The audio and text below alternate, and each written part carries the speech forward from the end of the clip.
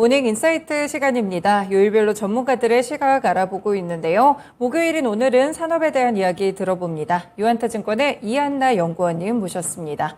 연구원님 안녕하세요. 안녕하십니까. 네, 저희 오늘 역시나 2차 전지 이야기를 좀 해보도록 하겠습니다. 어제 좀 많은 투자자분들이 혼란스러우셨을 것 같아요. 좀 막판에 많이 하락하거나 변동성이 좀 크게 나타났었는데 2차 전지 섹터 어떻게 의견 주시겠어요? 변동성 정말 너무 컸고요. 네. 저도 굉장히 오랫동안 이 금융시장에 좀 몸을 담고 있었는데 네. 좀 특이한 현상이지 않았나 좀 이렇게 보여지고 있습니다. 네, 이렇게 변동성이 커질 때 저 역시도 굉장히 고민이 좀 많긴 했는데 네. 그래도 이제 3분기 때 워낙 양극재나 분리막 중심으로 해서 소재 기업들의 수주 계약이 굉장히 몰려 있는 때입니다. 네. 그래서 올해 하반기에 제가 상반기보다도 하반기에 더 이제 2차 전지 섹터 비중 확대로 봤던 뷰는 조금 그대로 유지해도 되지 않을까 이런 이제 결론에 좀 도달을 했고요. 저 네. 나름대로.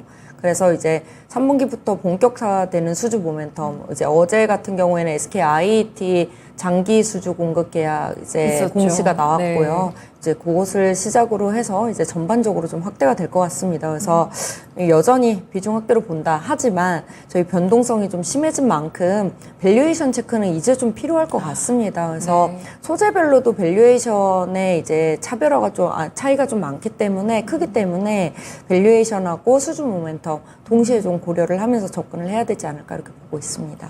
네, 밸류에이션 말씀을 주셔가지고 이 부분부터 좀 먼저 여쭤볼게요. 사실 뭐 2차 전지 섹터들이 좀 많이 올라가면서 제일 고민이 되는 부분들이 말씀 주신 대로 수주 계약은 정말 많은데 이게 어느 정도까지 좀 반영이 된 건지 어느 시점으로 보는지 이 부분이 좀 고민인 것 같아요. 어떻게 보세요?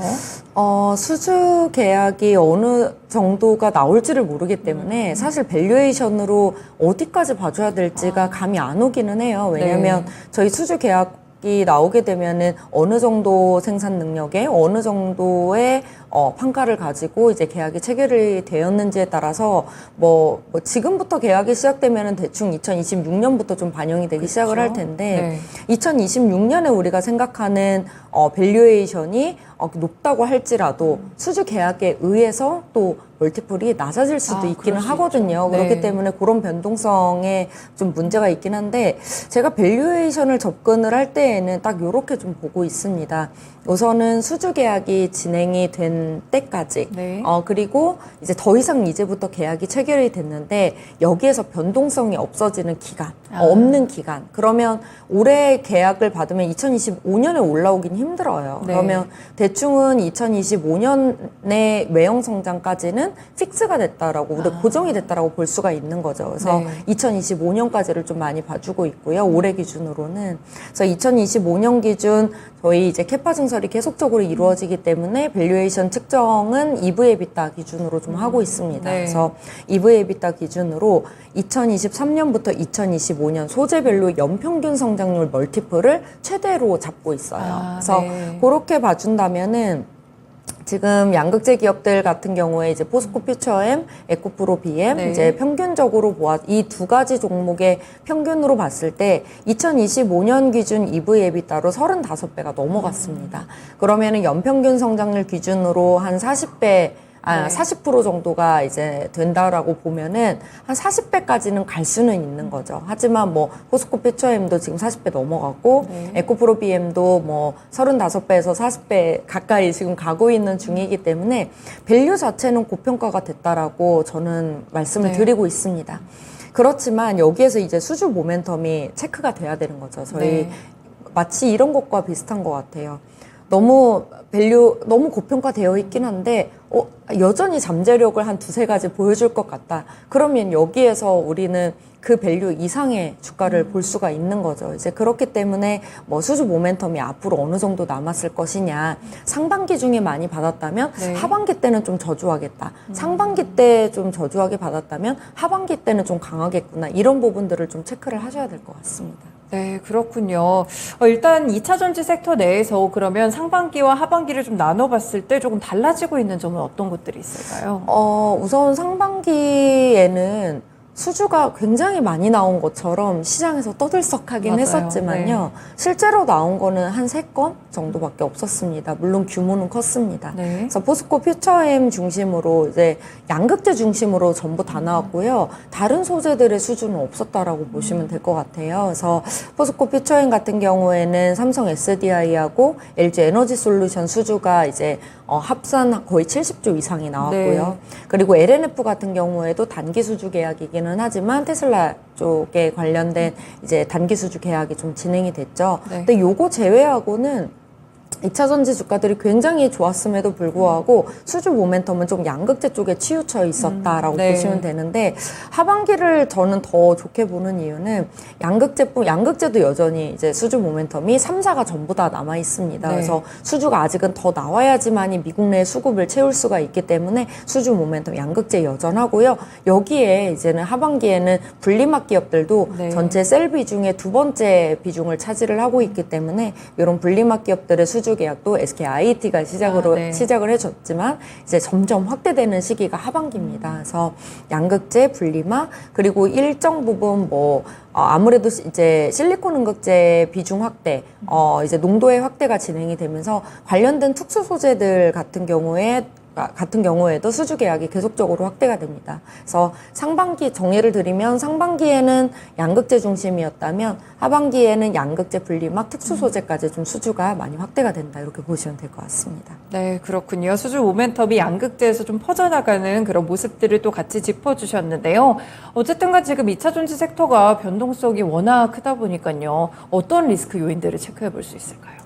변동성이 커지면 커질수록 또 수주 모멘텀이 어느 정도 마무리가 될수록 저희 리스크 요인들은 많이 부각이 될 수밖에 그렇죠. 없어요. 그래서 네. 항상 체크를 하셔야 되는데 대표적으로 LFP 확대가 있죠. 저희 5월에 주가 변동성 한 번 있을 때에도 미국 내 거시한 승인이 되느냐 안 되느냐 이런 부분들 가지고 주가 변동성이 좀 있었는데요. 아무래도 LFP 확대 가능성은 좀 체크를 하셔야 될 것 같습니다. 네. 국내 배터리 셀 3사와 양극재 3사 전부 다 기술 개발을 진행을 하고 있고요.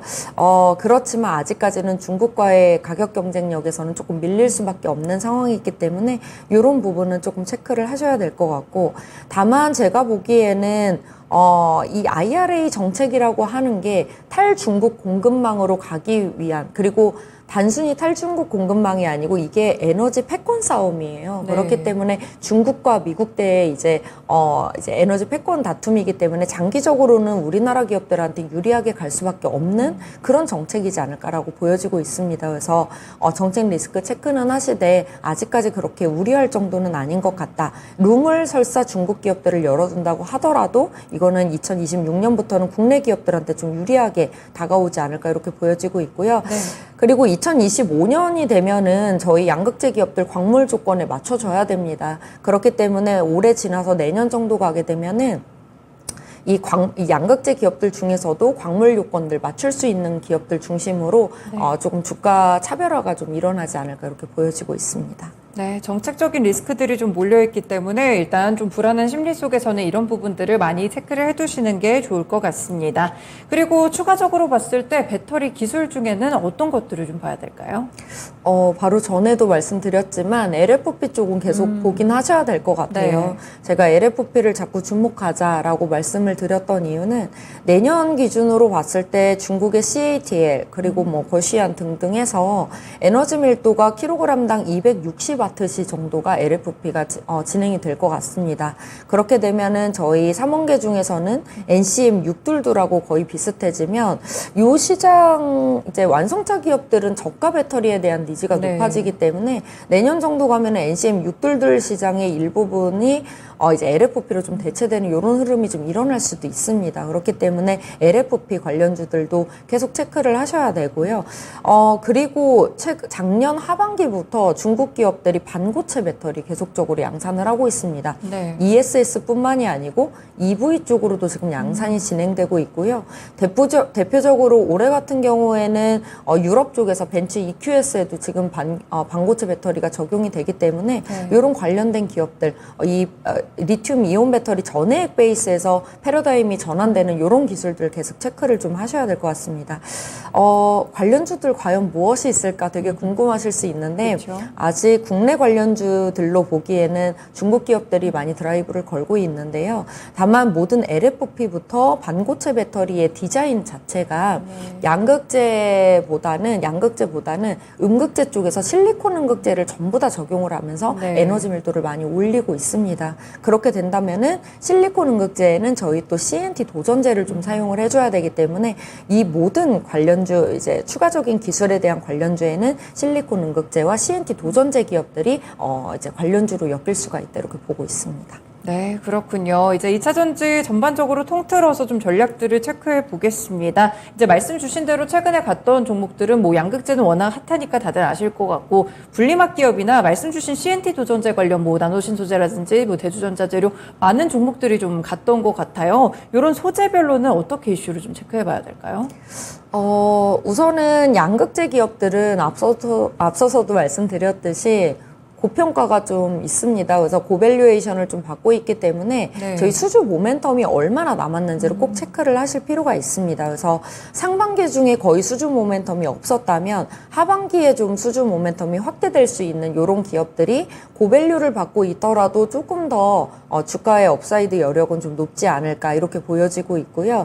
그리고 그래서 이제 양극재 기업들은 3사를 전부 다 밸류에이션 체크, 수주 모멘텀 체크를 하면서 접근하지 않으면 굉장히 변동성이 커질 수 있다라고 보시면 네. 될 것 같습니다.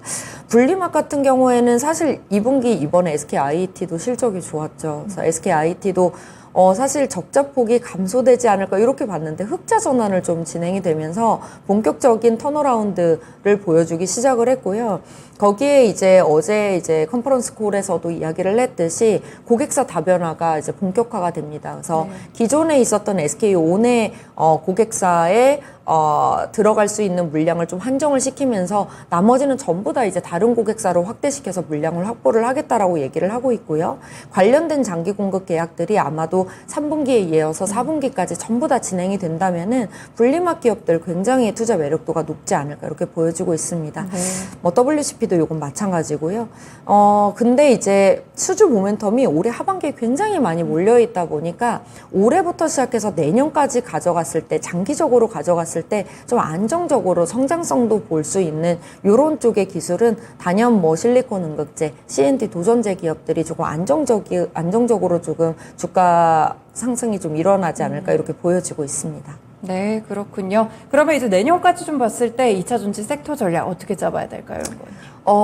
내년까지 볼 필요가 이제 있을 것 같습니다. 너무 네. 빠르게 주가가 움직이고 있기 맞아요. 때문에 내년까지의 제가 바라보고 있는 큰 그림을 좀 말씀을 드린다면은 2022년 하반기 때 저희 셀이 LG 에너지 솔루션 중심으로 해서 주도주 역할을 했습니다. 네. 그 이유는 이제 미국이라는 큰 복관이 열렸고 여기에서 이제는 셀메이커들이 전반적으로 이제 수주를 받는 시기였어요. 그렇기 때문에 주도주 역할을 했던 거고 셀메이커들이 수주가 어느 정도 채워지면서 올해는 이제 양극재를 채울 시기입니다. 그래서 네. 양극재 위주로 조금 주도주 역할을 해줬다라고 본다면 올해 어느 정도 양극재 수주가 채워지게 된다면 내년 가면은 우리는 어떤 부분에 관심이 집중될 수밖에 없느냐. 양극재 기업들은 2025년 광물 요건에 맞추기 위해서 전구체 국산화를 신경을 쓸 수밖에 없고요. 네. 그리고 셀메이커들과 완성차 기업들은 양극재 기업들한테 사급을 해주기 위해서 원자재 조달에 대한 부분이 관심이 치중이 될 수밖에 없습니다. 그래서 2차 전지 섹터의 생태계를 굉장히 좀 넓게 봐서 저희 뭐 업스트림담, 리튬 니켈 가공이라든지 전구체 이런 쪽이 오히려 2차 전지 섹터에서는 좀 내년에는 주도주 역할을 좀 해줄 수 있지 않을까라고 보여지고 있고요. 정말 2차 전지 섹터 자체로만 또 본다면은 소재보다는 셀이 조금 유리할 수가 있습니다. 네. 본격적으로 수주 계약이 좀 확대되는 시기가 내년이기 때문에 요런 식으로 좀 큰 그림을 그리시면 어떨까 이렇게 보여지고 있습니다. 네, 전략을 또 자세하게 제시를 주셨는데요. 그럼 연구원님이 보시는 토픽 종목은 어떤 걸까요? 요즘 뭐 탑픽은 뭐 하루가 멀다 하고 그렇죠. 10% 오르면 조금 오르는 거잖아요. 맞아요. 그래서 네. 탑픽이 뭐 거의 뭐 일주일마다 한 번씩 변경이 돼야 될 것 같기는 하지만 저희 탑픽이 여전히 뭐 양극재 쪽은 보긴 해야 된다라고 보여지고 있고요. 하반기 수주 모멘텀 상으로만 본다면 에코프로비엠이 좀 유리할 수는 있겠다. 하지만 워낙 고밸류이기 때문에 항상 밸류 체크 하셔야 됩니다. 그래서 양극재는 조금 고평가가 되어 있긴 하다라고 보여지고 있고요.